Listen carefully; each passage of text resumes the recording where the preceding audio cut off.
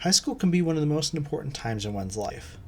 It's a time to meet new friends, try new styles, find your own identity, create life, even face off against ancient evils, all while dealing with the stress of fitting in and carving out your own niche in the world.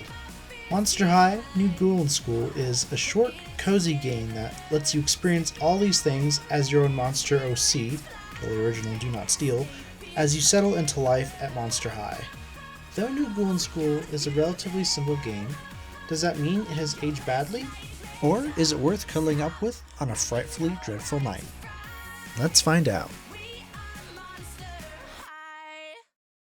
Picking a new game brings us straight to every DeviantArt kid's favorite feature, the OC Creator. Here, we get to select our type of ghoul, from zombie and vampire to dragon and ghost. We can even choose different skin types and complexions, hair color, and our initial starting dress. Those skin types are a bit limited, with 3 for each ghoul type. The numerous ghouls, hairstyles, and later fashion styles thankfully make up for this. Having decided to leave behind the world of obsolete media and catch up with the times, Sadako chose to leave her well and attend Monster High, perhaps learn more modern ways to spread her curse. The first day at a new school can often be the hardest, having to learn a new schedule, find new friends and clubs, and navigating a new space. Already, it's kind of intimidating seeing so many monsters chatting together in the school's courtyard, but we're called over by another monster named Frankie Stein, welcoming us to Monster High. This dialogue is all voice acted, I haven't seen you around before. Are you new here? which is a great touch in a game like this, as it can get boring reading text boxes over and over again. Frankie kindly helps Sadako navigate her eye coffin map, which is basically trying to teach an alligator to tango, before pointing her in the direction of Headmistress Bloodgood's office to sign in. Monster High is a big school with lots of secrets and collectibles lurking in its halls. While the Headmistress's office is close by, the way to it is filled with many of these collectibles. The first are spirit coins, giant green skeleton icons which float along parkour paths, hide in vending machines, or snake through the halls in a ghostly trail. These coins are the currency through which new fashions can be purchased from the eye coffin shop. You gain spirit coins in low amounts, but they are plentiful throughout Monster High. At the end of each day, you are also awarded spirit coins depending on the amount of other collectibles gathered throughout the day. These collectibles, spirit spiders and dusty pennants, lurk in more out-of-the-way areas of Monster High that, once found, award a decent amount of spirit coins. The final collectibles are locker codes, found tucked away along walls that, once found, allow you to open a certain locker in the school's halls for a reward of spirit coins, spirit spiders, or dirty pennants. The collectibles basically all serve as a way to encourage the player to explore Monster High and expand their fashion library. Monster High, like any good game, knows that fashion is the real endgame, and provides plenty of options for customization with a wide range of styles and colors. While the styles are the fashions of other monsters like Cleo's bandage dress or Dracula's boots, the variety of recolors makes it much easier to mix and match to create your own style. The eye coffin serves as the one-stop shop to buy all of your fashion, but not everything can be purchased all at once. The eye coffin shop displays 6 random items at a time, with a 7th listed under a heavy discount. Because of this, the player must check back often after every stock reset to see the new listings and the new discounted item. While the player can buy multiple things throughout the day, they can only change at the start or end of each day at home, meaning that you're cursed with an awful look for a whole day if you have a moment of bad fashion sense. Something I mentioned earlier is parkour, and while that word might be too glamorous for what this game has, I do think it describes the main gameplay for collecting. New Ghoul in School has simple platforming mechanics: jumping, ledge climbing, bouncing paths, ladders, and movable boxes. These all serve as ways to move around the environment to get collectibles, complete objectives, or just to mess around. And while I do think the systems in place work just fine, I wish they were expanded upon both in their mechanics and complexity. One thing I really wish were expanded on was adding these parkour sections to the school halls, to make traversing Monster High a bit more interesting and rewarding, instead of being confined to the school's rooms. After receiving a warm welcome from the headmistress, Sadako meets a fellow ghost named Spectre Vondergeist, who encourages her to join some clubs like the Student Council. Spectre also introduces Sadako to Draculaura, who convinces her to join the Fear Leading Squad. Knowing we might also have an interest in the Student Council, Draculaura invites over another student named Laguna, who's on the council. Laguna seems to believe in Sadako, knowing that she'll be a good fit for the Student Council, where she can put the interests of the student body first and foremost. One of the benefits of going to a new school is that often your previous reputation doesn't follow you, and for better or worse, Sadako's lack of reputation has allowed her to easily integrate with her fellow monsters. Deciding to check out the Student Council first, Sadako pops her head into one of their meetings where she's cheerfully greeted by Laguna. Sadako is introduced to the Student Council, consisting of the stoic Abby Abominable, the Council's treasurer, Spectra, the Council's PR, Katrine Demu, another normal member like us, and finally, the Student Council's president, the werecat Toralei. Toralei snarkily warns us about the responsibility of the Student Council before calling together the meeting. Laguna assures Sadako that, while a bit catty, Toralei does have a good heart. At the end of the Student Council meeting, Toralei tasks the Council with coming up with projects that will help students at the school. Free once again, it's time to check out the Fear Leading team, consisting of Fear Leaders Frankie and Draculaura, who we've already met, as well as the werewolf Claudine and the team captain Cleo Denial. While Cleo welcomes Sadako, she also warns her of the intense effort and dedication needed to be a part of the team, especially after coming runners-up in the Monster Nationals the previous year.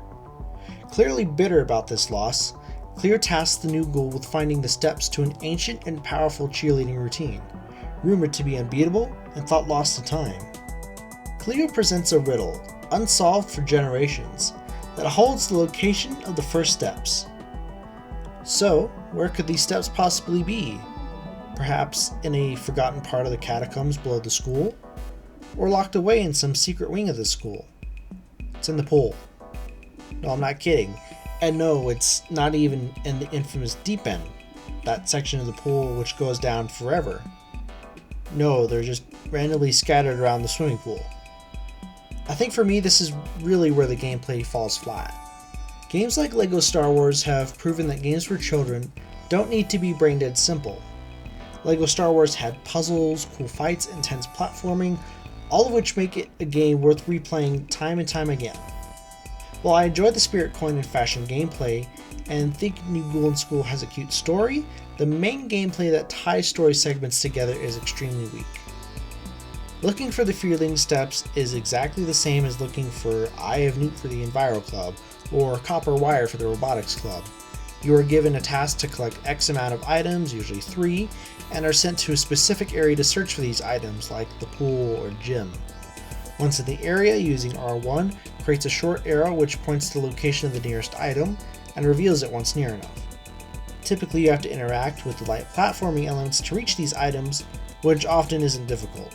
In another comparison to LEGO Star Wars, sections like these would be replaced by puzzle sections that required the player to explore their environment and utilize the different powers of the playable characters to solve. The biggest problem with this game is that it doesn't have very many puzzles, or even simple sections where you fight enemies. And having a game where the school is slowly taken over by an ancient evil seems like the perfect excuse to have arbitrary puzzles and enemies. I think the worst part is that there aren't special powers or abilities that the player monster can use. In fact, there aren't any powers or abilities at all. Every monster plays exactly the same. In a universe where ghosts can phase through walls, snow monsters can freeze anything, and mummies can use ancient curses, it's a massive missed opportunity not having this extra layer of gameplay, and putting further significance on the type of monster the player chooses. The game also gives the player a way to change their monster type, which could have been used to access different powers. The reason I bring this up is because Monster High has done all this 2 years prior in the game 13 Wishes. 13 Wishes has platforming segments, puzzles, enemies, and unique powers. Everything that New Ghoul in School lacks. The only things it doesn't have are the unique player character, fashion elements, and school sim elements, but still comes across as a more entertaining game despite that. Does that mean New Ghoul in School is a bad game? No, not necessarily. I just think that it should be approached from the mindset that it is a visual novel with interactive gameplay elements. It's inoffensive, simple, and cozy, like reading a short story before bed. With that being said, I'll now go more in depth on the actual story, so spoilers ahead. The main story of the game is progressed through the student council and fear leading quest lines, so now is a good time to look at the side activities at school. One of the first things you might notice selecting a side objective is the change in music. The main quests have this energetic and boppin' theme, and each of the other clubs have their own unique themes as well. These themes, though a simple thing on the surface, really help to give the different clubs their own feel from each other, and that helps keep the gameplay fresh. The side quests are all short story events that take place over a few days, usually involving the school's clubs or short character stories. The clubs take place during the 3 free periods of the school day: morning, lunch, and after school. In order to progress time, you have to attend class, and this is where I have another complaint. Here, I'll show you.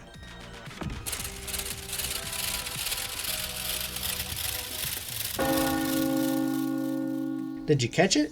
Now look, I know as a Gen Zer, everyone makes fun of us for not understanding analog clocks, but even I know that that isn't how they work. The two hands seem to have been mixed up, and even if they were right, makes it seem like we're in class for literal ages. I get we're undead monsters, but time is still important. Anyway. In the robotics club, you primarily help club leader Rebecca create a living robot, able to learn, communicate, and develop its own thoughts. After collecting 3 parts each day and solving a wire puzzle, the robot is built and actually becomes a student at the school. The Enviro Club sees us helping the students grow their own monster plants and eventually dealing with the conflict between Rochelle and Venus over the dangers of the ever-growing plants. The Comet Club sees us helping out club leader Gulia create her own super cool epic, such as choosing the hero's powers and name, culminating in the scene where we don the costume and make the hero real. In the Fashion Club, we help sort out drama between the club members and pull together help from the Cooking Club and Holt Hyde to throw together a small fashion show starring our own character. There are also some small character quests where we help with the personal problems of students, like confronting Manny the Minotaur for annoying and possibly racist jokes, or helping/sabotaging Elizabeth in her stage rehearsal. These side quests, though short, can be fun and charming, giving a small insight into what all the characters of Monster High get into in their spare time. My favorites were the Robotics Club for allowing us to create life, and the Elizabeth quest for letting us sabotage her rehearsal. These small clubs and activities are great places for a new student like Sadako to fit in, but if she really wants her influence to be felt around the school, then her focus must be on the student council and fear leading. Both of these clubs start normal enough. The student council involves multiple bake sales to help improve various aspects around the school, like the broken vending machines or improving the cafeteria, changes that we're actually able to witness. Meanwhile, fear leading involves finding various cheerleading steps around the school, and then practicing them in the gym through a memorization game. The minigame is kind of weird, because it's almost the only one of its kind to appear in the game, the other being in the Robotics Club. In the Robotics Wire Puzzle, the player must navigate a charge through mazes of increasing difficulty. The catch is, the charge must roll to the end of the path before it can move again, so the player must find the perfect path to navigate the charge through. Though simple, this minigame works thematically for the Robotics Club and is a good change of pace after several fetch quests. Likewise, the Fear Leading minigame presents us with a series of buttons to memorize before we are presented the rhythm with obscured buttons. While I think that having an actual rhythm minigame would be a bit more fun, the memorization minigame still works thematically and is a nice break from regular gameplay. I think the rest of the clubs could have benefited from having minigames like these or themed activities. For example, the Fashion Club could see us creating more spectacular outfits each day by putting together parts of an outfit, maybe even with changeable colors and textures, and then on top of seeing them in the fashion show, be able to wear them later in school. Likewise, the Enviro Club could see us taking care of our own plant, perhaps with different potions that would affect its growth and type of plant it becomes, maybe even with the benefit of giving us different bonuses depending on the plant type. We can even deal with the ramifications of having created a dangerous plant in parallel to Venus' story. I think changes like this not only will make the game more entertaining, but also give the player more connection to the player character and their relationship to the school's monsters, but maybe that's too complex for a game like this. Tangent aside, things at school start to turn strange when Cleo is gifted an amulet from her family, supposedly. Cleo talks about how great this supposed amulet looks on her, but I don't see anything. It's supposed to be gold with purple gemstones, but the only thing kind of matching that description is her headband, which I think she already had. Anyway, Cleo starts to feel woozy and leaves class early, so while she develops Alexandria's Genesis at home and hopefully stops hallucinating a gemstone, it's up to us to keep practicing. Things continue to get stranger when, at the next student council meeting, Spectra talks about her favorite horror game instead of contributing to the meeting, annoying the group. Hookum, spookum, pyramid head. Better stop the curse or we'll wind up dead. At Fear Leading, Cleo comes in with an entirely different attitude. You know what? Think what you like. I'm not sticking around to listen to this. You ghouls just better start taking your practice seriously.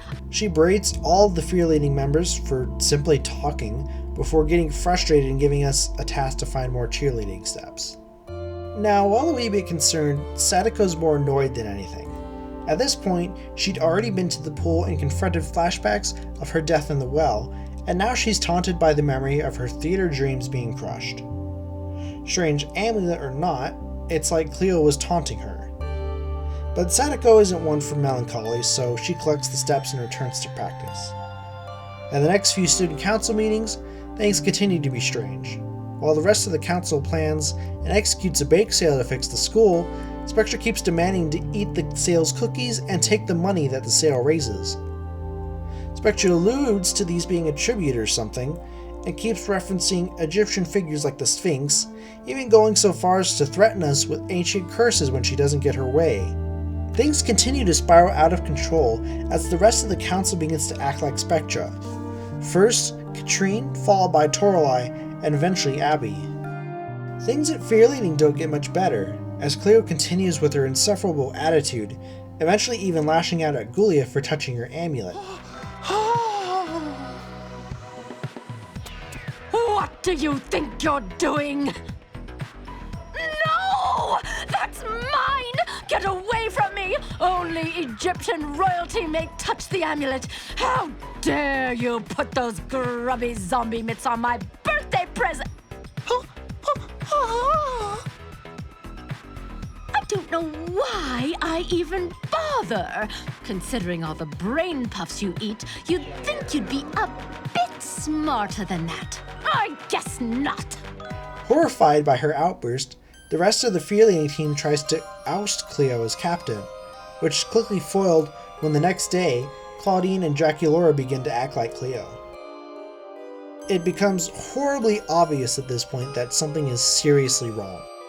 Sadako may be a bit old school, but she knows a curse when she sees it, and something horrible has cursed the Fear Leaders and Student Council. Sadako is quickly ousted from the Student Council and Fear Leading team by the Cursed, along with Laguna and Frankie. As more students become cursed with every passing day, the trio turns to Ghoulia for help, and quickly enough, a small group of the Uncursed forms to create a plan to save the school. Ghoulia's research proves fruitful, as she discovers in an ancient text the origin of the curse and Cleo's amulet. In ages long forgotten, there was once a powerful school headmaster named Spookenkhamun. Not satisfied with running the school, Spookenkhamun sought to conquer the entire world. In order to do so, he used an ancient curse to control the students of his school, creating an army of powerful monsters ready to do his bidding.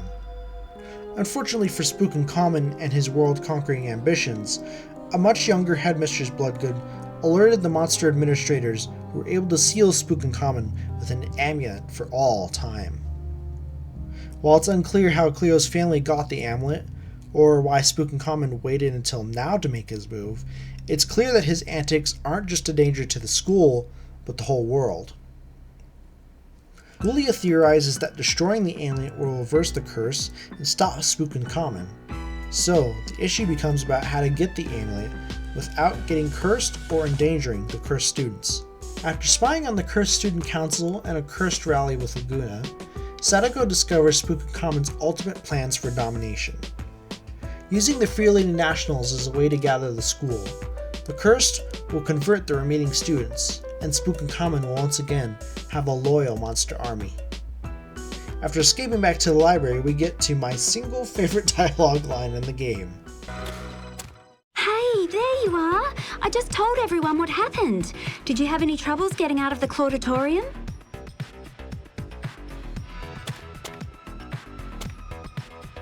Oh no! She's been cursed!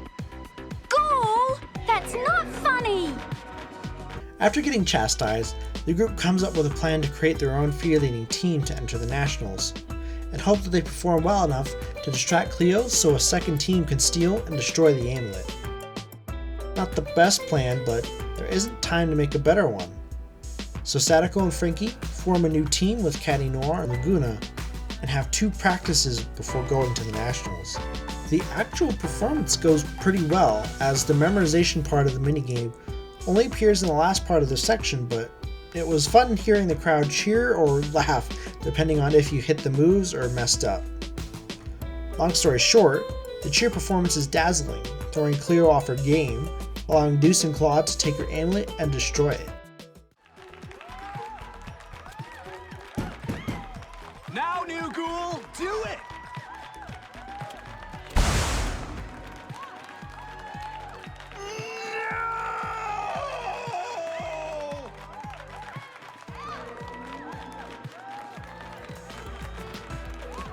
The students are all violently freed from the curse. Sadako curses Cleo to constant brain trauma, and the school is saved. The main story of New Ghoul in School is pretty cool, pitting you against an ancient evil that slowly corrupts your fellow students, turning friends against each other. At the beginning, the story takes great advantage of the day system, as things slowly get worse as you try to fit in, but by the time you get kicked out of the student council and Free-Leading, I think things should have been sped up a bit. At this point, I had finished all side content, so I would literally go through a whole day just to progress one story scene. The story also introduces a few short stealth scenes which I feel are a bit underused. It's something that I feel would have paired really well with a better and expanded parkour.